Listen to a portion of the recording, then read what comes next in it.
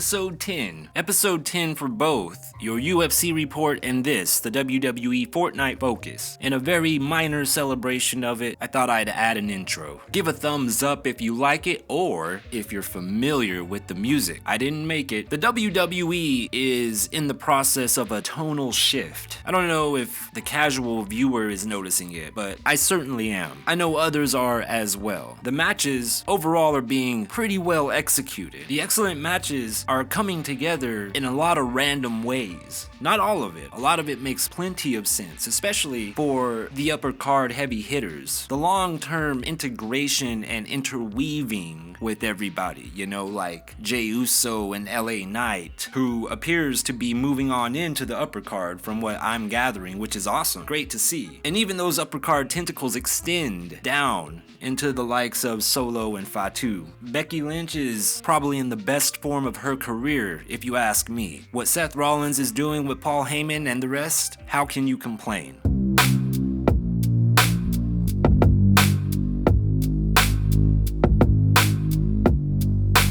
All gold, everything.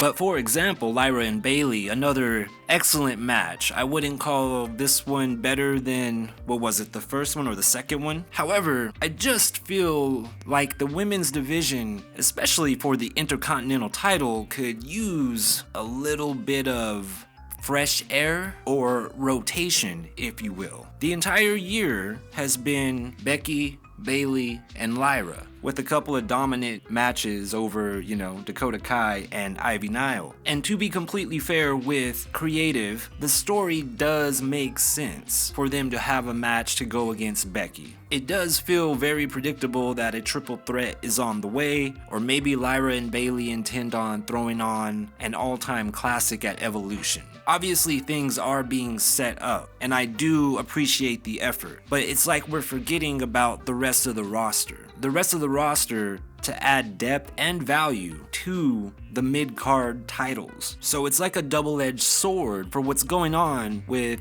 Becky, Bayley, and Lyra. We're getting great matches, Lyra's getting to breathe and really show her character and how much of a hard hitter she is in the ring. Becky's at an all-time high, Bayley's at an all-time high as far as what they can do, mic work, in ring, all of it, the drip. So it makes it very difficult to find something wrong with it other than, oh no, them again. And that shows limitations in creative. And I'm not so sure that it is intentional. And what I would like, instead of these PLE press conferences of the characters, the actors, the performers, and the kayfabe questions, I would like for no wrestlers, superstars, performers, no talent, no upper ups, no Triple H, no Nick Khan, Aries, none of them be at the press conference after like a SummerSlam. What would be awesome is if creative was there for a press conference for real media questions regarding what we're seeing on TV. I think that would be awesome, so then you don't need Triple H to circumvent certain questions being thrown at him, or if he says the wrong thing and it's taken out of context, or him taking all the blame for creative, because he's not the only writer, right? Everything does go through him. But you gotta remember, they have limited time, things get switched up, people get injured, people change their minds. Also, this is a corporate entity we are talking about that bleeds corporate blood. If you've never worked in a corporate setting, then you don't know what it's like.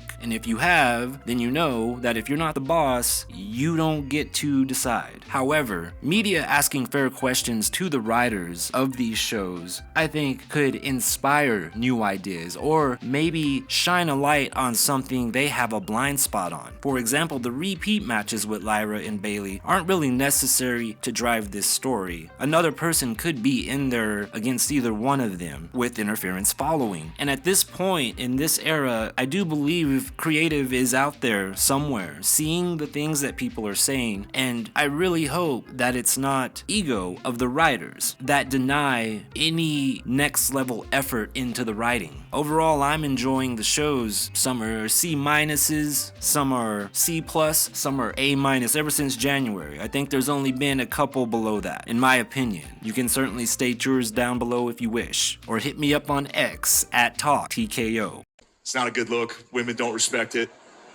Kind of makes me look like a bitch. I like it. And I know for a long time they were looking for writers, at least that was listed for careers with WWE. I think TKO as a whole should just flip the script and then take in some of the opinions online. Another example would be the whole Judgment Day Liv Morgan thing. It's gonna be very hard for anyone to say they don't like this. I mean, not like it, but it's gonna be difficult for someone to say this is gonna lead into nothing good. I'm here to tell you right now, Liv Morgan and Roxann Perez is going to be one of the biggest stories of 2025 and 2026 for WWE. There's no question in my mind. If I was writing this story, they'd be capping it off at WrestleMania with one of the titles, even the Intercontinental title. However, even if it's just a grudge match with no belts on the line, this is gonna be big. Even if WWE Creative doesn't do all of that well of a story, the fans are gonna eat this one up. At the same time, something could have been done a little bit better than just giving Roxann the other half of the belt and having Raquel be talked into it. Roxann could have at least had a match with another suitor, or go through a match as a test or something, just to be backstage and say, okay, yeah, you guys are right, fine, better not mess it up, Chiquita. It could have been done and executed a little bit better. I like the idea of Roxann going a little darker and not actually wanting Dominic whatsoever, but pressuring him, just like everyone else on Judgment Day, to gain power in the WWE. Roxann's not looking for a man, she's looking for leverage. That's what I hope this story plays out into. If they put blue contacts on Roxann and she dyes her hair blonde and we go this Mickie James route, you know, that would be, I don't know if that would be beautiful or ghastly, but I find that to be low effort because you have such a good thing here, and we all know that Roxann is headed only one direction. So make this story epic for those ladies. And for Dominic too, obviously. Judgment Day, by the way, is on full fire as they're all wearing gold. In my view, this sets it up perfect for a power struggle, not a love story. A love story isn't needed here. In fact, I think Dominic should stay with Liv after he finds out some dubious actions intended by the Prodigy. There's so much potential here. I do hope the ball is not dropped.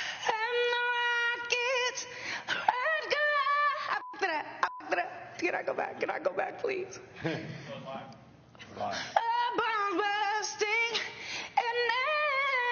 got too nervous. Putting the US title on Julia was the right move. I do not know why it was in Saudi Arabia, Night of Champions. It seemed as if no one in the audience really was moved by it, but I gotta tell you, Julia is the right person to have the US title. Someone like her. What needs to happen now is Julia has matches because she's capable. Unfortunately, Zelina Vega, it's not Zelina Vega's fault. The human being is not who I'm talking about. And this is why this episode is about creative, the criticisms and the praises. The belt was put on Zelina Vega for whatever reason. However, once she had it, she could have been written in a better way. She could have been presented in deeper stories. Aside from messing with Chelsea Green, and I mean the division was Chelsea, Zelina, and Michin, and that was it. That's all there was. And someone had posted Zelina's title run, and if I remember to find the post, I'll put it on the screen. And it was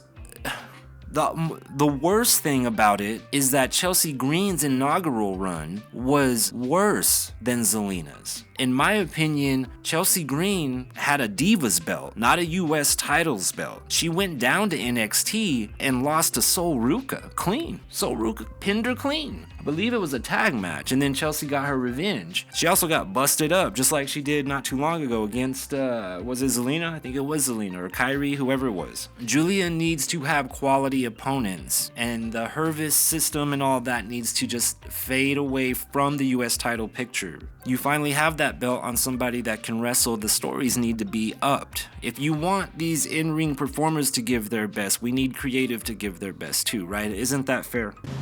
Do you see how that's incredibly offensive? Which takes me back to giving the belt to Roxann to keep these tag team titles going. There's not a tag team division, and I don't know why we're ham-fisting it into the shows. Hopefully, this is coming to an end come Evolution against the Bella Twins. That's all I can really think of. We do not need to force Charlotte and Alexa together as a tag team. Why do that? WWE and WWE fans, listen to me, please. Hear me. Hark to upper card titles, 2 mid card titles, no women's tag team titles. Then the women all have room to breathe. And maybe I am missing something, but I can't see it because there are no tag teams for me to like, all right, well, that one could be interesting, that match could be interesting. It's just an amalgamation every time of singles wrestlers, and they don't have the chemistry together. Natalya Neidhart just posted on X that she was women's wrestling. Maybe we could put a WWE title on her. That type of promotion on social media, that type of character confidence is what should be carrying these belts or competing for it. I feel that WWE has way too many elite in-ring performers to not use them, especially on the women's side. Will he get on with it already? This is a fight. Here we go again. He made his point. Concentrate on the match. Oh, man. Something I've noticed lately, the production of the WWE, vignettes and highlights and promos and everything, they definitely remind me of the UFC. Now, I'm not saying they're copying it or it's exactly like it, but for example, the Kairi Sane promo, the Rusev promo, the Kairi Sane promo really reminded me of like a Fighter Insight reel before a co-main or main event on a fight night at UFC. Not that she looked like a fighter. It's just the production, the editing, the lighting, the colorization of the screens and images, how certain segments flash back and do close-ups on the faces and whatnot. And it's worth pointing out because A, it's looking much cleaner, and the TKO product is starting to look like it's all of one family. The production of the PBR is going in the same direction. UFC BJJ, obviously, you can see the connection there, the connective tissue there with production elements. But I am seeing it now with WWE, and I did see it with UFC, especially UFC Apex shows lately. That NXT show, I think, really inspired them. Now, people from both sides may say no way or whatever, that's fine. I don't care because I know this is one company and they're all about making money, so they're cool with each other. You can hate whoever you want. They are really doing slick touches with that production. For example, when they went backstage to talk to Bronson Reed and the crowd was engaging with Penta, doing the Cierro Mero, very slick. And because this production is so noticeable to me, the creative is not matching. It's not matching the talent, the production. Come and dance with me. Evolution has, I'm guessing, its main event in Io Sky and Rhea Ripley, or the show opener, Curtain Jerker. But either way, obviously the match is gonna be awesome. I do, again, just have a little desire that it came together in a different way, or with a little more layer to it, a little more than Io just coming out and saying, I challenge you. I do believe there's gonna be some fan backlash at Rhea again. Why she's just being given this title shot without any type of story. I would say because she's very over and she puts butts in seats, man. That's what the truth is, and the match is gonna be good anyway, and it does make sense. Everything with Io and Rhea wasn't completely over to begin with, and this is what I'm talking about, how some of these things are able to connect and they can kind of go back to something. However, I still do believe we're getting some leaps in logic when it comes, like, we're going point A to point C and not getting a lot of point B in some of these stories. Hey, I'm not surprised, motherfuckers.